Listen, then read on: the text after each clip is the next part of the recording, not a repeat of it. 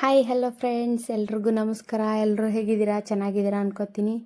So welcome to Mrs Honey B ಲಾಗ್ಸ್ಗೆ. ಇವತ್ತು ಎಲ್ಲಿಗೆ ಹೋಗ್ತಾ ಇದ್ದೀವಿ ಅಂತ ತಮ್ಮನೇಲಿ ನೋಡಿದ ತಕ್ಷಣವೇ ಗೊತ್ತಾಗಿರುತ್ತೆ.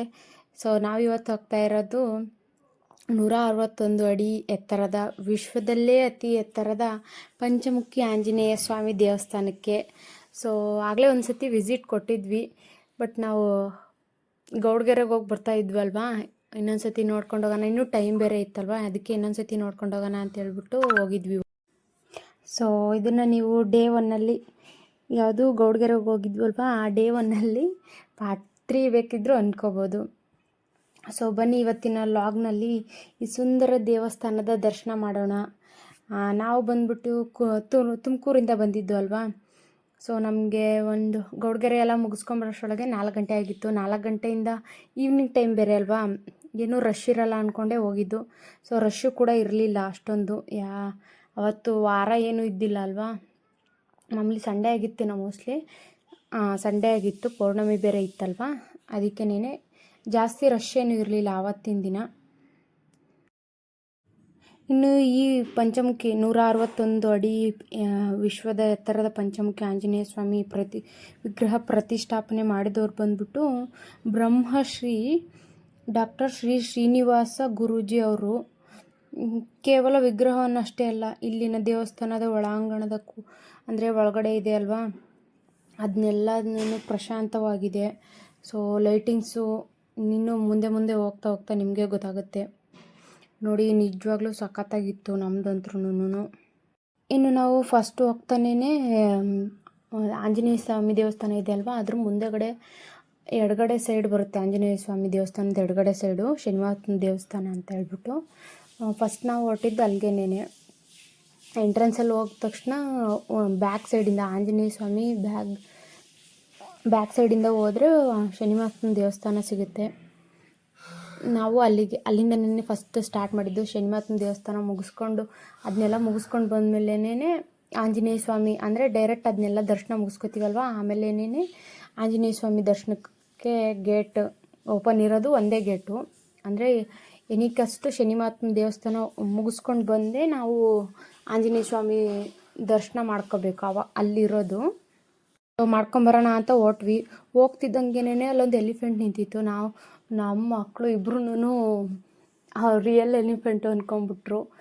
ಲಾಸ್ಟ್ ಟೈಮ್ ನಾವು ವಿಸಿಟ್ ಕೊಟ್ಟಾಗ ಇದೇನೂ ಇರಲಿಲ್ಲ, ಎಲಿಫೆಂಟ್ ಆಗಲಿ, ಈ ಇದು ದೇವಸ್ಥಾನ ಸೈಡೆಲ್ಲ ಇತ್ತಲ್ಲ ಹಳ್ಳಿ ಅಂಗಡಿ ಮತ್ತು ಆ ಥರದ್ದು ಅಂಗಡಿಗಳಾಗಲಿ, ಮತ್ತು ಎಂಟ್ರೆನ್ಸಲ್ಲಿ ಬರೋವಾಗ ಈ ಮುಂದೆ ಹೋಗ್ತಾ ಮಾಡೋರೆ, ಈ ಥರದ್ದೆಲ್ಲನೂ ಏನೇನೂ ಇರಲಿಲ್ಲ ಲಾಸ್ಟ್ ಟೈಮ್ ಬಂದಾಗ. ನಾವು 2 ಇಯರ್ಸ್ ಬ್ಯಾಕೇನೋ ಹೋಗಿದ್ವಿ, 2 to 3 ಇಯರ್ಸ್ ಬ್ಯಾಕೇನೋ ಹೋಗಿದ್ದು ನಾವು.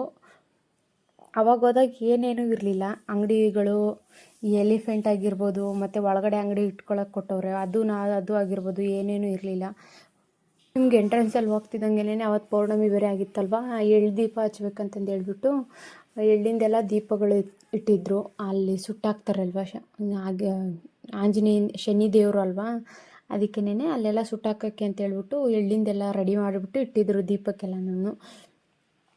ಸೊ ನೆಕ್ಸ್ಟ್ ಹೋಗ್ತಿದ್ದಂಗೆನೇ ಗ್ರಹಗಳು ಸಿಗ್ತವೆ ನಿಮಗೆ.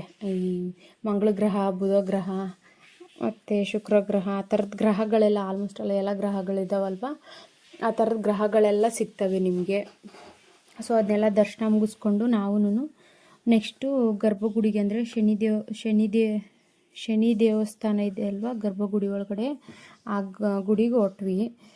ಸೊ ಇಲ್ಲೇನು ನೋಡ್ತಿದ್ದೀರಲ್ವ, ಇದೆಲ್ಲನೂ ಈ ಕಾಲಮ್ಸ್ ಆಗಿರ್ಬೋದು. ಮುಂಚೆ ಗೇಟು ಕೂಡ ಇದ್ದಿಲ್ಲ, ನಾವು 3 ಇಯರ್ಸ್ ಬ್ಯಾಕ್ ಹೋದಾಗ ಗೇಟು ಕೂಡ ಇದ್ದಿಲ್ಲ, ಡೈರೆಕ್ಟಾಗಿ ಸೀದಾ ಹೋದರೆ ದೇವಸ್ಥಾನದ ಒಳಕ್ಕೆ ಹೋಗಬೇಕು, ಆ ಥರ ಇತ್ತು. ಬಟ್ ಇವಾಗ ಹೋಗ್ತಾ ಹೋಗ್ತಾ ನೀಟಾಗಿ ಇಂಪ್ರೂವ್ಮೆಂಟ್ ಆಗಿದೆ. ಇದೇನಿದೆ ಅಲ್ವಾ, ಈ ಕಂಬಿಗಳೆಲ್ಲ ಇದ್ದಿಲ್ಲ, ಕ್ಯೂ ಪ್ರಕಾರ ಹೋಗಬೇಕು, ಹಂಗೆ ಹೋಗಬೇಕು ಹಿಂಗೆ ಹೋಗ್ಬೇಕು ಅಂತ ಏನೂ ಇದ್ದಿಲ್ಲ.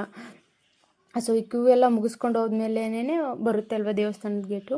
ಮೇಯ್ನ್ ಗೇಟು ಅದು ಡೋರ್ ಕೂಡ ಇರಲಿಲ್ಲ, ಅದೇನು ಎಂಟ್ರೆನ್ಸಲ್ಲಿ ಬಂದ್ವಿ ಅಲ್ವ ನಾವು, ಆ ಡೋರು ಕೂಡ ಇರಲಿಲ್ಲ. ಆ ಡೋರ್ ಇಲ್ದಂಗೆನೇ ಹಂಗೆ ಬಿಡ್ತಿದ್ರು ಒಂದು 3 ಇಯರ್ಸ್ ಬ್ಯಾಕು. ಬಟ್ ಇವಾಗೆಲ್ಲ ಚೆನ್ನಾಗಾಗಿದೆ, ಇಂಪ್ರೂವ್ಮೆಂಟ್ ಇದೆ. ನನಗೆ ಬೈಕಲ್ಲಿ ಕೂತು ಸಾಕಾಗಿ ಸುಸ್ತಾಗಿ ಹೋಗಿತ್ತು ಅಷ್ಟೊತ್ತೊಳಗೆ. ನಾನು ನಮ್ಮ ಮನೆಯವ್ರೂ ಕೂಡ ಅದನ್ನೇ ಮಾತಾಡ್ಕೊಂಡು ಹೋಗ್ತಿದ್ವಿ ಲಾಸ್ಟ್ ಟೈಮು. ಇದೇನು ಇದ್ದಿಲ್ಲ ಅಂತ ಹೇಳ್ಬಿಟ್ಟು. ಅಲ್ಲಿ ನೋಡಿ ಆ ಥರದ್ದು ಬೋರ್ಡು ಕೂಡ ಇದ್ದಿಲ್ಲ, ಏನೇನೂ ಇದ್ದಿಲ್ಲ. ಅದೇನು ದೇವಸ್ಥಾನ ಕಾಣಿಸ್ತಿದೆ ಅಲ್ವಾ ಸಿಂಗಲ್ಲು ಅಲ್ಲಿ ಮೇಲ್ಗಡೆಗೆ, ಅದು ಒಂದೇ ದೇವಸ್ಥಾನ ಇದ್ದಿದ್ದು. ಇನ್ನು ಇದು ಡೋರಿ ಕಡೆಗೆ ಡೈರೆಕ್ಟಾಗಿ ಡೋರಿ ಕಡೆಗೆ ಬಿಟ್ಟುಬಿಡೋರು. ಅದನ್ನ ಡೋರೆಲ್ಲ ಮುಗಿಸ್ಕೊಂಡು ಬಂದಿದ್ವಲ್ವ. ಇದೆ ನೋಡಿ ಶನಿ ಮಹಾತ್ಮನ ದೇವಸ್ಥಾನ. ಇನ್ನು ಇಲ್ಲಿಂದ ನೆನ್ನೆ ಎಣ್ಣೆ ತೊಗೊಳ್ಳೋರೆಲ್ಲ ಎಣ್ಣೆ ತೊಗೊಂಡ್ಬಿಟ್ಟು ಅಲ್ಲೆಲ್ಲ ಅರ್ಚನೆ ಎಲ್ಲ ಮಾಡಿಸ್ತಾರೆ. ಸೊ ಯಾವಾಗ ಒಂದು 5 ಗಂಟೆ ಏನೇನೋ ಆಗಿತ್ತು ಮೋಸ್ಟ್ಲಿ ನಾವು ಹೋದಾಗ. ಆಂಜನೇಯನ ಗದೆ ಇರುತ್ತಲ್ವ, ಈ ಶನಿ ಮಹಾತ್ಮನ ದೇವಸ್ಥಾನದಿಂದ ಅರ್ಚನೆ ಮಾಡಿಸ್ಕೊಂಡು ಪಕ್ಕದ ಆಂಜನೇಯನ ಸ್ವಾಮಿ ದೇವಸ್ಥಾನಕ್ಕೆ ಹೋಗುತ್ತಂತೆ. ಗದೆ ಅರ್ಚನೆ ಮಾಡಿಸ್ಕೊಂಡು ಇನ್ನೇನು ದರ್ಶನಕ್ಕೆ ಹೋಗ್ತಿದ್ವಲ್ವ ನಾವು, ಆವಾಗಲೇನೆ ಆಂಜನೇಯನ ಸ್ವಾಮಿ ದೇವಸ್ಥಾನದ್ದು ಗದೆ ಇರುತ್ತಲ್ವ, ಆವಾಗಲೇ ಹೊರಟಿತ್ತು ಮುಂದೆಗಡೆಗೆ. ಕರೆಕ್ಟ್ ಟೈಮಿಗೆ ಸಿಕ್ತು ನನಗೂ ವೀಡಿಯೋ ಮಾಡ್ಕೊಂಡು. ನೋಡಿ ಪಂಚಮುಖಿ ಆಂಜನೇಯ ಸ್ವಾಮಿ ದೇವಸ್ಥಾನ ಅಂದರೆ ವಿಗ್ರಹ ಅದು ಅಷ್ಟೇನೆ, ಬೆಳ್ಳಿ ವಿಗ್ರಹ ಪಂಚಮುಖಿ ಆಂಜನೇಯಂದು. ಇದು ಬಂದ್ಬಿಟ್ಟು ಇದೇ ಶನಿ ಮಹಾತ್ಮನ ದೇವಸ್ಥಾನ. ನೋಡಿ ಎಷ್ಟು ಚೆನ್ನಾಗಿ ರೆಡಿ ಮಾಡೋರೆ ಎಲ್ಲ. ಆಲ್ಮೋಸ್ಟಲ್ಲೂ ಅದು ವೈಟ್ ಏನು ಕಾಣಿಸ್ತಿದೆ ಅಲ್ವ, ಅದೆಲ್ಲ ಬೆಳ್ಳಿದು. ಮತ್ತು ಮಿಕ್ಕಿದ್ದೆಲ್ಲನೂ ಕಂಚಿಂದೇನೋ ಅಂತ ಹೇಳ್ತಾರಪ್ಪ, ಗೊತ್ತಿಲ್ಲ ಅಷ್ಟೊಂದು ನನಗೂ ಸರಿಯಾಗಿ. ಗೊತ್ತಿದ್ದರೆ ಗೊತ್ತಿರೋರು ಕಮೆಂಟ್ ಹಾಕಿ. ಸೊ ನೆಕ್ಸ್ಟ್ ಎಲ್ಲ ನೋಡ್ಕೊಂಡ್ಬಿಟ್ಟು ಮಂಗಳಾರತಿ ಎಲ್ಲ ಮಾಡಿಸ್ಕೊಂಡು ಮಂಗಳಾರತಿ ಎಲ್ಲ ತೊಗೊಂಡ್ಬಿಟ್ಟು ಪ್ರಸಾದನ ತೊಗೊಂಡು ಹೊರಟ್ವಿ ನಾವು. ಇನ್ನು ಅದೇನೋ ನೇಮ ಐತಂತಪ್ಪ. ಇನ್ನು ಈ ಕಡೆ ಸೈಡಿಗೆ ಬಂದರೆ ಆಂಜನೇಯ ಸ್ವಾಮಿದಿದೆ, ಅಂದರೆ ಅರ್ಚನೆ ಎಲ್ಲ ಮಾಡಿಸ್ತಾರಲ್ವ ಆಂಜನೇಯ ಸ್ವಾಮಿಗೆ. ಅಲ್ಲಾದರೆ ಮಾಡ್ಸೋಕ್ಕಾಗಲ್ಲ ಅಂತ ಹೇಳ್ಬಿಟ್ಟು ಇಲ್ಲೇ ಆಂಜನೇಯ ಸ್ವಾಮಿ ದೇವಸ್ಥಾನ ಇದೆ. ನೆಕ್ಸ್ಟ್ ಇದನ್ನೆಲ್ಲ ಮುಗಿಸ್ಕೊಂಡ ತಕ್ಷಣ ಅಲ್ಲಿ ಯಾರು ಗದೆ ಇಟ್ಕೊಂಡು ನಿಂತಿರ್ತಾರಲ್ವ ಅವ್ರಿಗೆಲ್ಲ ಪಾದ ಪೂಜೆನೆಲ್ಲನೂ ಮಾಡ್ಕೊತಾರೆ. ಆ ಟೈಮಲ್ಲಿ ಅವರೊಂದು 10 ನಿಮಿಷ ಆಗುತ್ತೆ ಅಲ್ಲಿ, ಅಂದರೆ ಒಳಗಡೆ ಪೂಜೆ ಎಲ್ಲ ಮುಗಿಸ್ಕೊಂಡು ಗದೆ ಇಟ್ಕೊಂಡಿರ್ತಾರಲ್ವ ಅವ್ರಿಗೆ ಪಾದ ಪೂಜೆ ಎಲ್ಲ ಮಾಡ್ಕೊಂಡ್ಬಿಟ್ಟು ನೆಕ್ಸ್ಟು ಗದೆ ಹೋಗೋದು. ಇಷ್ಟು ಶನಿ ಮಹಾತ್ಮನ ದೇವಸ್ಥಾನ ಎಲ್ಲ ಪೂಜೆ ಎಲ್ಲ ಮುಗಿಸ್ಕೊಂಡು ಔಟ್ಸೈಡ್ ಬಂದರೆ ಈ ಥರ ಇರುತ್ತೆ. ಅಂದರೆ ಇದು ಗುರುಗಳು ಸ್ವಾಮೀಜಿಯವರು ಅಂತ ಹೇಳಿದ್ವಲ್ಲ, ಸ್ವಾಮೀಜಿಯವರು ಇರೋ ಅಂದರೆ ಉಳ್ಕೊಳ್ಳೋಕ್ಕಿರೋದು. ಇನ್ನಲ್ಲಿ ಗುರುಗಳು ಉಳ್ಕೊಳ್ಳೋಕೆ ಮಾಡಿರೋ ಪ್ಲೇಸ್ ಅದು. ಅವ್ರಿಗೇನೆ ಸಪ್ರೇಟಾಗಿ ಅಲ್ಲೇ ಮೀಟ್ ಮಾಡೋದು ಎಲ್ಲರನ್ನೂ. ಬಟ್ ಮೀಟ್ ಮಾಡ್ಕೊಂಡು ಅವ್ರನ್ನೆಲ್ಲನೂ ಈ ಕಡೆಗೆ ಕೃಷ್ಣಂದೊಂದು, ಅಂದರೆ ಕೃಷ್ಣನು ಉಯ್ಯಾಲೆ ತೂಕಾಡ್ಸೋದೊಂದಿತ್ತು. ನಮ್ಮ ಮಕ್ಕಳು ಹೋಗ್ಬಿಟ್ಟು ಇಬ್ಬರು ತೂಕಾಡಿಸ್ಕೊಂಡ್ರು, ಇಬ್ಬರೂ ಅಲ್ಲೇನೇ. ಸೊ ಅದನ್ನೆಲ್ಲ ಮುಗಿಸ್ಕೊಂಡ್ಬಿಟ್ಟು ನೆಕ್ಸ್ಟ್ ಈ ಕಡೆ ರಾಹು ಕೇತು ಮತ್ತು ಆಂಜನೇಯ ಸ್ವಾಮಿ. ಇನ್ನೊಂದು ವಿಶೇಷತೆ ಏನಪ್ಪ ಅಂತಂದರೆ, ಇಲ್ಲಿ ಆಂಜನೇಯ ಸ್ವಾಮಿ ವಿಗ್ರಹ ಇದೆ ಅಲ್ವಾ, ಅವರು ಪತ್ನಿ ಜೊತೆ ಇರೋ ವಿಗ್ರಹ ಇದೆ ಇಲ್ಲಿ. ಸೊ ಅದನ್ನೆಲ್ಲ ದರ್ಶನ ಮಾಡಿಕೊಂಡು ಆಂಜನೇಯ ಸ್ವಾಮಿದು ಮಂತ್ರ ಬರುತ್ತಲ್ವ ಶ್ಲೋಕ, ಅದನ್ನೊಂಚೂರು ಮಾಡಿಕೊಂಡು ಹೇಳ್ಕೊಂಡು ಮುಂದೆ ಹೊರಟ್ವಿ ಆಂಜನೇಯನ ದೇವಸ್ಥಾನಕ್ಕೆ. ಇಲ್ಲಿ ಶನಿ ಮಹಾತ್ಮರ ದೇವಸ್ಥಾನ ವಿಗ್ರಹ ಐತೆ ಅಲ್ವಾ, ಇದನ್ನೆಲ್ಲನೂ ಅಂದರೆ ಪಲ್ಲಕ್ಕಿ ಮೇಲೆ ಕೂರಿಸ್ಕೊಂಡು ಫುಲ್ ಎಲ್ಲ ಮೆರವಣಿಗೆ ಮಾಡ್ತಾರೆ ದೇವಸ್ಥಾನ ಸುತ್ತನೂ. ಈವ್ನಿಂಗ್ ಟೈಮು ಮೋಸ್ಟ್ಲಿ, ವಾರ ಎಲ್ಲ ಗೊತ್ತಿಲ್ಲ ನನಗೂ ಅಷ್ಟೊಂದು. ಸೊ ಅಲ್ಲಿಂದ ನೆಕ್ಸ್ಟ್ ಹೋಗಿದ್ದೆ ಆಂಜನೇಯ ಸ್ವಾಮಿ ದೇವಸ್ಥಾನ ನೋಡ್ಕೊಂಬರೋಕ್ಕೆ. ಸೊ ಅದನ್ನ ನೋಡ್ಕೊಳ್ಳೋಣ ಅಂತ ಹೊರಟ್ವಿ. ಅಲ್ಲೆಲ್ಲನೂ ಕೆಲವೊಬ್ಬರು ದೀಪ ಹಚ್ಚೋರು ಇರ್ತಾರಲ್ವ, ಅಂಥವ್ರಿಗಂತಲೇ ದೀಪ ಹಚ್ಚೋಕೆ ಇಟ್ಟಿದ್ರು. ಮತ್ತು ಆಂಜನೇಯ ಸ್ವಾಮಿದು ಏನಪ್ಪ ಅದು ಮನೆ ಬಾಗಿಲಿಗೆಲ್ಲ ನೇತಾಕ್ತಾರಲ್ವ, ಆ ಥರದನ್ನೆಲ್ಲ ಹಾಕಿದ್ರು. ಮತ್ತು ಕರುಂಗಲಿ ಮಲೆ ಕೂಡ ಇತ್ತು ಅಲ್ಲೇನೇ. ಮತ್ತು ಶನಿ ಮಹಾತ್ಮನ ದೇವಸ್ಥಾನದಲ್ಲೂ ಕೂಡ ಇತ್ತು ಕರುಂಗಲಿ ಮಲೆ. ಅದನ್ನೆಲ್ಲ ನೋಡಿಕೊಂಡು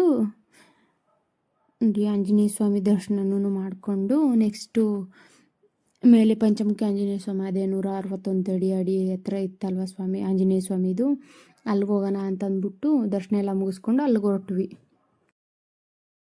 ಇದು ಚಿಕ್ಕದು ಆಂಜನೇಯ ಸ್ವಾಮಿದು, ಅಂದರೆ ಮುಟ್ಟು ನಮಸ್ಕಾರ ಎಲ್ಲ, ಈಗ ಅರ್ಚನೆ ಎಲ್ಲ ಕುಂಕುಮಾರ್ಚನೆ ಆ ಥರದ್ದೆಲ್ಲ ಮಾಡಿಸ್ತಾರಲ್ವ, ಅದಕ್ಕೆ ಮುಂದೆಗಡೆ ಒಂದು ಇಟ್ಟಿರೋ ಆಂಜನೇಯ ಇದು ಬಂದ್ಬಿಟ್ಟು ಗರ್ಭಗುಡಿ ಆಂಜನೇಯ ಸ್ವಾಮಿ. ನೋಡಿ ಎಷ್ಟು ಚೆನ್ನಾಗಿದ್ದಾರೆ, ನೋಡಿ ನೀಟಾಗಿ ನೋಡ್ಕೊಳ್ಳಿ. ನಿಮಗೋಸ್ಕರ ಅಂತಲೇ ನೀಟಾಗಿ ಝೂಮ್ ಹಾಕಿ ಮಾಡ್ಕೊಂಬಂದಿದ್ದೀನಿ. ದರ್ಶನ ಮುಗಿಸೋದ ತಕ್ಷಣನೇ ಕೇಸರಿ ತಿಲಕ ಇಟ್ಕೊಂಡು ಅಲ್ಲೇ ಕೊಡ್ತಾರೆ. ದರ್ಶನ ಮಾಡ್ಕೊಂಡವ್ರಿಗೆನೇ ಒಳಗಡೆಯಿಂದ ಬರ್ತಿದ್ದಂಗೆನೇ ಕೇಸರಿ ತಿಲಕ ಕೊಡ್ತಾರೆ. ಕೇಸರಿ ತಿಲಕ ಇಟ್ಕೊಂಡು ನಾವು ನೆಕ್ಸ್ಟ್ ಹೊರಟಿದ್ದೆ ಮೇಲಕ್ಕೆ ಪಂಚಮುಖಿ ಆಂಜನೇಯನ ದೇವಸ್ಥಾನ ದರ್ಶನ ಮಾಡ್ಕೊಂಬರೋಣ ಅಂತ ಹೇಳ್ಬಿಟ್ಟು. ಸೊ ನೆಕ್ಸ್ಟು ಮೇಲ್ಗಡೆ ದರ್ಶನ ಮಾಡ್ಕೊಂಬರೋಕೆ ಹೋಗ್ಬೇಕು ಅಂತಂದರೆ 15 ವರ್ಷದ ಮೇಲ್ಪಟ್ಟಿರೋರು ಇರ್ತಾರಲ್ವ, ಅವ್ರಿಗಷ್ಟೇ ಒಬ್ಬೊಬ್ರಿಗೆ 10 ರೂಪಾಯಿದಂಗೆ ಫೀಸ್ ಇದೆ. ಮೇಲ್ಗಡೆಗೆ ಹೋಗ್ಬೇಕು ಅನ್ನೋದಾದ್ರೆ ಅಷ್ಟೇನೇ ಅವ್ರಿಗಷ್ಟೇನೇ ಫೀಸ್ ಇರೋದು. 15 ವರ್ಷದ ಒಳಗಡೆ ಮಕ್ಕಳಿಗೆ ಫೀಸ್ ಎಲ್ಲ ಏನೂ ಇಲ್ಲ ಅಷ್ಟು. ಸೊ ಟಿಕೆಟ್ ಎಲ್ಲ ತಗೊಂಡ್ಬಿಟ್ಟು ನಾವು ಮೇಲ್ಕೊಟ್ವಿ. ಸೊ ನೋಡಿ ಇಷ್ಟು ಹಿಂದೆಗಡೆಯಿಂದ ಎಷ್ಟು ದೊಡ್ಡದಾಗಿ ಕಾಣಿಸುತ್ತೆ ಆಂಜನೇಯ ಸ್ವಾಮಿ. ವಾವ್, ನೋಡಿ ಇಲ್ಲಿ ಆಂಜನೇಯ ಸ್ವಾಮಿ ಅದೇನದು ಹಿಂಗೆ ಸುತ್ತಿರ್ತಾರಲ್ವ, ಶಲ್ಯ ಹಾಕೊಂಡಿರ್ತಾರಲ್ವ, ಆ ಶಲ್ಯದ್ದು ಫಿನಿಶಿಂಗ್ ಕೂಡ ಎಷ್ಟು ನೀಟಾಗಿ ಬಂದಿದೆ ನೋಡಿ. ಆಂಜನೇಯನ ಸ್ವಾಮೀಜಿದು ಕಾಲದು ಎಲ್ಲ ಮುಟ್ಟಿ ನಮಸ್ಕಾರ ಮಾಡ್ಕೊಂಡಿರ್ತಾರೆ. ನಾನು ಮಾಡ್ಕೊಂಡಿದ್ದು ಅದಕ್ಕೇನೆ ಮಾಡ್ಕೊಂಡು ಎಲ್ಲ ಕಾಲು ಉಗುರೆಲ್ಲ ಕೊಳೆ ಆಗ್ಬಿಟ್ಟೈತೆ. ನೆಕ್ಸ್ಟ್ ಅದನ್ನೆಲ್ಲ ಮುಗಿಸ್ಕೊಂಡು ನೋಡಿ ಎಷ್ಟು ಹೈಟ್ ಇದೆ ಅಂತಂದರೆ, ನಾವು ಫುಲ್ಲೆಲ್ಲ ತೆಗಿಯೋಣ ಅಂತಂದರೆ ಬರೀ ಪಾದ ಅಷ್ಟೇ, ಆಂಜನೇಯ ಸ್ವಾಮೀಜಿ ಪಾದ ಅಷ್ಟೇ ಬರಬೇಕು, ಆ ಥರ ಬರುತ್ತೆ. ಅಷ್ಟು ದೊಡ್ಡದಾಗಿದೆ ನಿಂತ್ಕೊಂಡು ನೋಡಿದ್ರೆ. ನೋಡಿ ಮೇಲ್ಗಡೆಯಿಂದ ಯಪ್ಪ ಎಷ್ಟು ದೊಡ್ಡದಾಗಿತ್ತು ಅಂತಂದರೆ, ಎಲ್ಲಿ ಒಂದು 4 ಕಿಲೋಮೀಟ್ರ್ ದೂರ 5 ಕಿಲೋಮೀಟ್ರ್ ದೂರ ಅನ್ನಂಗೆ ಇರಬೇಕು, ಆವಾಗಲೇ ಕಾಣಿಸುತ್ತಂತೆ. ಇನ್ನು ಅಲ್ಲಿ ಹತ್ರಕ್ಕೆ ಹೋದರೆ ಹೆಂಗಾಗಿರ್ಬಾರ್ದು ಹೇಳ್ರಿ ರಿಯಲಾಗಿ ನೋಡಿದಾಗ. ನೋಡಿ ನೆಕ್ಸ್ಟು ಕೆಳಗಡೆಯಿಂದ ಅಂದರೆ ಎಲ್ಲಿ ಆಂಜನೇಯ ಸ್ವಾಮೀಜಿ ಹತ್ರ ಮೇಲ್ಗಡೆ ಒಂಚೂರು ಮೆಟ್ಲು ಹತ್ಕೊಂಡು ಹೋಗ್ಬೇಕಲ್ವ, ಅಲ್ಲೆಲ್ಲ ನಿಂತ್ಕೊಂಡು ನೋಡಿದ್ರೆ ನೋಡಿ ಕೆಳಗಡೆ ಎಲ್ಲ ಎಷ್ಟು ಚೆನ್ನಾಗಿ ಕಾಣಿಸುತ್ತೆ. ಇದೆಲ್ಲನೂ ಇದೆ. ನಾನು ಹಳ್ಳಿ ಅಂಗಡಿ ಅಂತ ಹೇಳಿದ್ನಲ್ಲ ಅವಾಗ ಫಸ್ಟಲ್ಲಿ ಎಂಟ್ರೆನ್ಸಲ್ಲಿ, ಇದೇನಿದೆ ಪಕ್ಕಕ್ಕೆ ಏನಿದೆಯೋ ಈ ಕಡೆ ಶಾಪ್ ಆಗಿರ್ಬೋದು, ಅಲ್ಲೆಲ್ಲನೂ ಅದೇನೂ ಇರಲಿಲ್ಲ ಮುಂಚೆ. ಇವಾಗೆಲ್ಲ ಆಗಿದೆ ಅನಿಸುತ್ತೆ ಮೋಸ್ಟ್ಲಿ ರೀಸೆಂಟಾಗಿ. ಇದು ಮಠದ್ದು ಗೋಶಾಲೆ, ಅಂದರೆ ಹಸು ಎಲ್ಲ ಸಾಕ್ತಾರಲ್ವ, ಗೋಶಾಲೆ ಇದು ಮಠದ್ದು. ಸೊ ನೋಡಿ ಲಾಸ್ಟ್ಗೆ ಅವಾಗ ನಾನಷ್ಟೇ ನಮಸ್ಕಾರ ಮಾಡಿಕೊಂಡೆ ಅಲ್ವಾ, ಅದಕ್ಕೆ ನಿಮಗೂ ಒಂಚೂರು ಆಶೀರ್ವಾದ ಸಿಗಲಿ ಅಂತ ಹೇಳ್ಬಿಟ್ಟು ನಿಮಗೂ ನಮಸ್ಕಾರ ಮಾಡಿಸ್ತಾ ಇದ್ದೀನಿ. ಸೊ ನೀವು ಇಲ್ಲೇ ಮಾಡ್ಕೊಂಬಿಡಿ.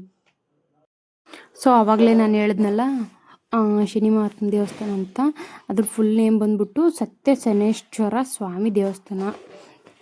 ಸೊ ಇದು ವೀಕೆಂಡಲ್ಲಿ ಬರೋದಕ್ಕೆ ಬೆಸ್ಟ್ ಪ್ಲೇಸ್ ಆಗಿದೆ. ಸೊ ಇಲ್ಲೇ ಹತ್ತಿರದವರಾಗಿದ್ದರೆ, ಮತ್ತು ಸಾಯಂಕಾಲದ ಟೈಮ್ ಬೇರೆ ಲೈಟಿಂಗ್ಸ್ ಕೂಡ ಇರುತ್ತಂತೆ ಆಂಜನೇಯ ಸ್ವಾಮಿಗೆಲ್ಲನೂ. ಇವಾಗೆಲ್ಲ ಯಾರೆಲ್ಲ ಈ ಪ್ಲೇಸ್ಗೆ ಇನ್ನೂ ಹೋಗಿಲ್ವೋ ಒಂದ್ಸತಿ ವಿಸಿಟ್ ಕೊಡಿ, ನಿಜವಾಗ್ಲೂ ಖುಷಿ ಆಗುತ್ತೆ. ನಿಮ್ಗೆ ಈ ವಿಡಿಯೋ ಇಷ್ಟ ಆದರೆ ಲೈಕ್ ಮಾಡಿ, ಶೇರ್ ಮಾಡಿ, ಸಬ್ಸ್ಕ್ರೈಬ್ ಆಗೋದನ್ನು ಮಾತ್ರ ಮರಿಬೇಡಿ. ಸೊ ನೆಕ್ಸ್ಟ್ ವಿಡಿಯೋದಲ್ಲಿ ಸಿಗೋಣ. ಅಲ್ಲಿವರೆಗೂ ಸಪೋರ್ಟ್ ಮಾಡ್ತಾಯಿರಿ. ಜೈ ಬಜರಂಗ್ ಬಲಿ ಅಂತ ಬಜರಂಗಿ ಫ್ಯಾನ್ಸ್ ಎಲ್ಲನೂ ಕಮೆಂಟ್ ಮಾಡಿ.